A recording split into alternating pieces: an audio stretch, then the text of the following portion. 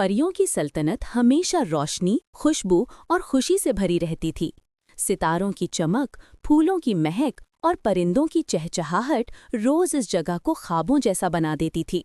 इस सल्तनत में एक निहायत हसीन और नेक दिल परी रहती थी, जिसका नाम नायला था।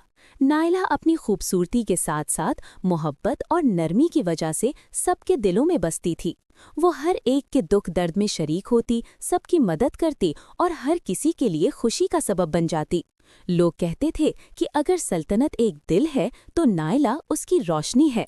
एक दिन नायला बाग में पिकनिक मना रही थी। नर्म घास पर बैठकर वो खाना खा रही थी और फितरत की खूबसूरती से लुत्फअंदोज हो रही थी। अचानक उसने एक कमजोर बूढ़ी औरत को देखा जो भूख से निढाल लग रही थी। इसकी आंखों में मदद की फरियाद थी। नायला ने फौरन अपने खाने में से एक सैंडविच निकाला और उसे दे दिया। औरत ने शुक्रगुजार नजरों से सैंडविच खाया और अपनी झोली से एक निहायत खूबसूरत साया शरारा निकाला। वो शरारा ऐसा था जैसे रात का आसमान सितारों से सजा हुआ जमीन पर उतर आया हो। औरत ने वो शरारा नायला को दिया और कहा कि ये उसके नसीब का दरवाज़ा खोलेगा। नायला हैरान भी हुई और खुश भी। वो शरारा लेकर घर लौट आई। रात को जब सब सो गए तो नायला ने तजस्सुस से वो शरारा पहना। जैसे ही उसने उसे पहना, कमरे की दीवार पर एक चमकता हुआ दरवाज़ा नमूदार हुआ, जिससे रोशनी की किरणें निकल रही थीं। नायला हैरत से दरवाजे को देखती रही, मगर एक जादुई कशिश ने उसे अपनी तरफ खींच लिया। पलक झपकते ही वो एक बिल्कुल नई दुनिया में पहुंच गई। ये एक जादुई वादी थी। वहां के दरख्त चांदी के थे। उनकी शाखों पर नीले और सब्ज फूल खिले हुए थे जो अंधेरे में जगमग रहे थे। फिजा में मध्यम मौसीकी तैर रही थी जो दिल को अपने सहर में जकड़ रही थी। इसी लम्हे एक औरत सामने आई। वो निहायत हसीन थी, मगर उसकी आंखों में गहरी उदासी थी। उसने बताया कि उसका नाम एमिलिया है और ये शरारा दरअसल उसी का है, मगर एक जादूगरनी ने इस पर बद्दुआ कर दी है। अब जो भी ये शरारा पहनता है वो इस वादी में कैद हो जाता है और हर रात बेइख्तियार रक्स करता है। नायला के कदम खुद ब खुद हरकत करने लगे। मौसीकी की धुन तेज हुई और वो चाह कर भी रुक ना सकी। वो सारी रात नाचती रही। इसका जिस्म कमजोर होता गया और उसकी सांसें भारी हो गईं। सुबह वो अपने बिस्तर पर जागी, मगर उसके चेहरे पर थकन और आंखों में उदासी थी। ये सिलसिला हर रात दोहराया जाने लगा। जैसे ही घड़ी 12 पर पहुंचती, शरारा खुद ब खुद उसके बदन पर लपट जाता और कमरे की दीवार पर वही चमकता दरवाज़ा खुल जाता। नायला चाहती कि अपनी माँ को आवाज़ दे, दरवाज़ा रोक ले या शरारा उतार फेंके, मगर वो बेबस थी। उसके कदम किसी और ताकत के काबू में थे और वो बगैर चाहे उस वादी में खींच ली जाती। रात भर वो रक्स करती, उसकी सांसें टूटती रहती और सुबह वो बिस्तर पर गिरी मिलती। दिन के वक्त उसकी हालत और भी खराब होने लगी।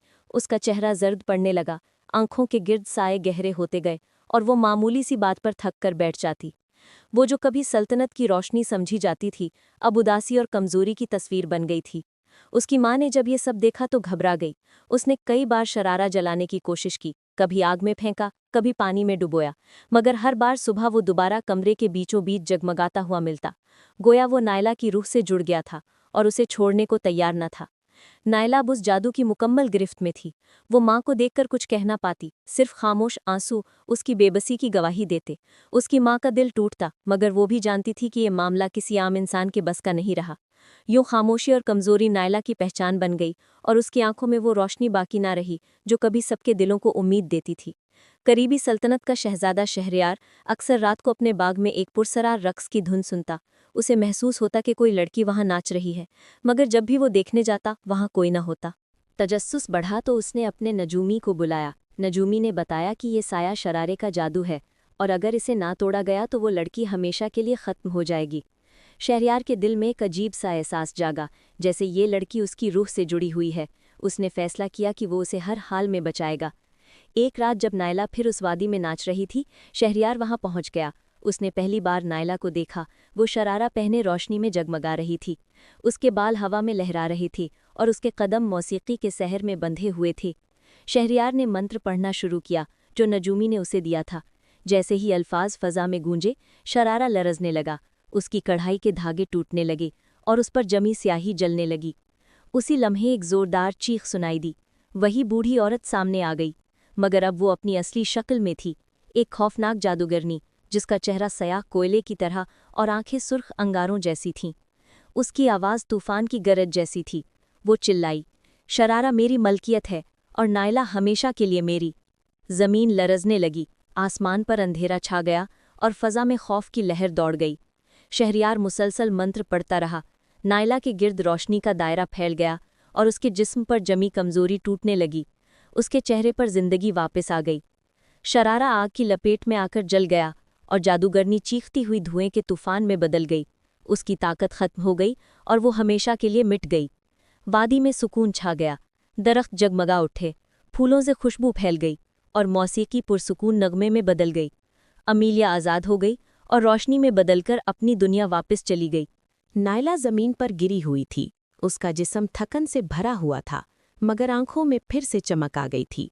शहरयार ने उसे सहारा दिया। उस लम्हे दोनों की आंखें मिलीं और एक अजीब सा सुकून उनके दिलों में उतर गया। शहरयार न सिर्फ नायला की खूबसूरती बल्कि उसकी नेकी और कुर्बानी से भी मुतासिर हुआ।